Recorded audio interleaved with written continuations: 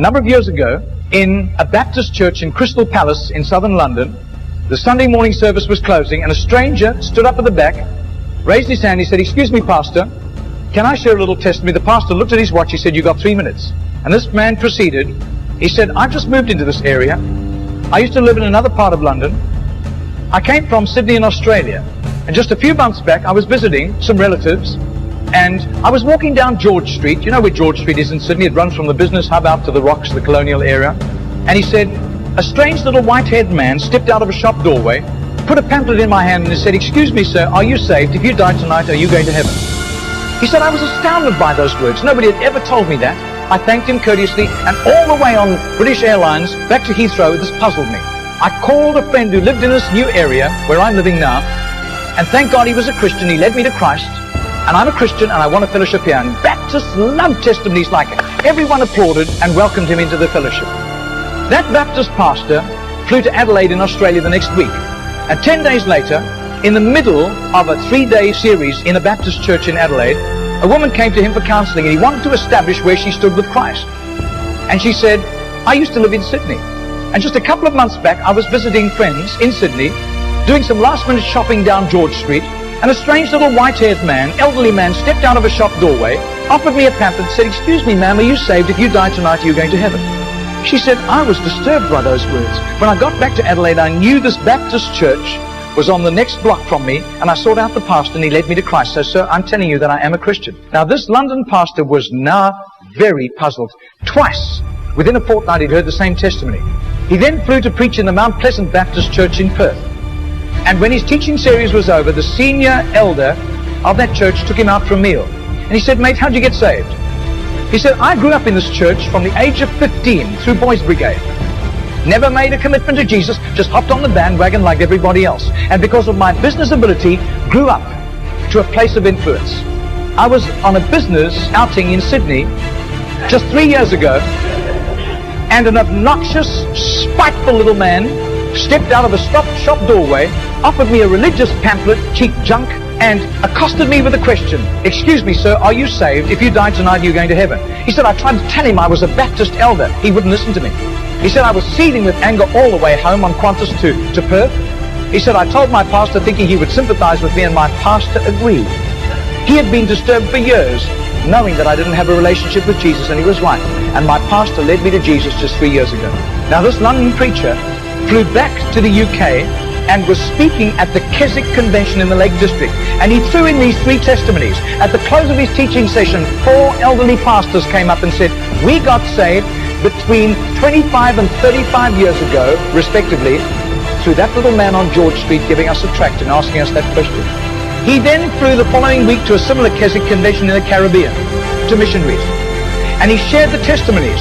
At the close of his teaching session, 3 missionaries came up and said, "We got saved between 15 and 25 years ago, respectively, through that little man's testimony and asking us that same question on George Street in Sydney."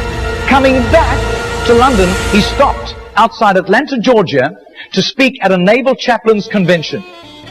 And when his 3 days of revving these naval chaplains up, over 1,000 of them, in soul winning, the chaplain general took him out for a meal. And he said, "How did you become a Christian?" He said, "Well, it was miraculous. I was a rating on a United States battleship, and I lived a reprobate life. We were doing exercises in the South Pacific, and we docked in Sydney Harbor for replenishments. We hit King's Cross with a vengeance. I got blind drunk. I got on the wrong bus, got off in George Street, and as I got off the bus, I thought it was a ghost. This elderly white-haired man jumped in front of me, pushed a pamphlet in my hand and said, 'Sailor, are you saved? If you die tonight, you're going to heaven.'" He said, the fear of God hit me immediately.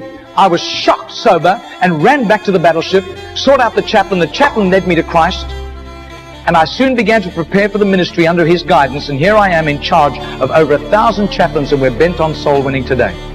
That London preacher, 6 months later, flew to do a convention for 5,000 Indian missionaries in a remote corner of northeastern India, and at the end, the Indian missionary in charge, a humble little man, took him home to his humble little home for a simple meal.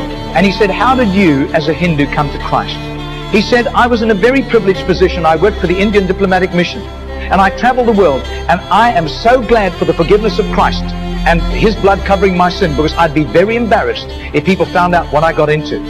He said one bout of diplomatic service took me to Sydney, and I was doing some last-minute shopping laden with parcels of toys and clothing for my children, walking down George Street, and this courteous little white-haired man stepped out in front of me, offered me a pamphlet, and said, "Excuse me, sir, are you saved? If you die tonight, are you going to heaven?"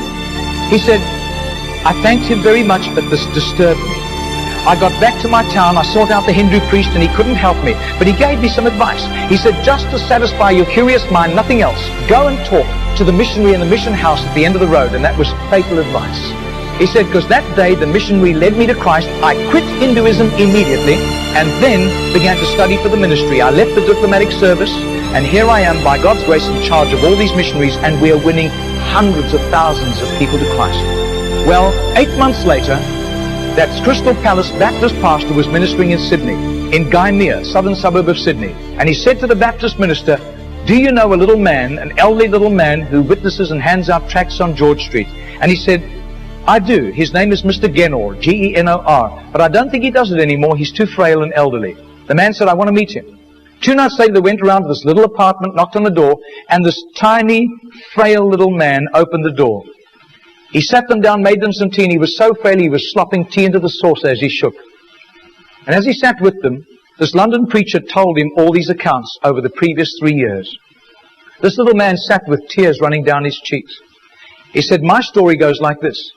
He said, I was a rating on an Australian warship, and I lived a reprobate life, and in a crisis, I really hit the wall, and one of my colleagues, whom I gave literal hell, was there to help me.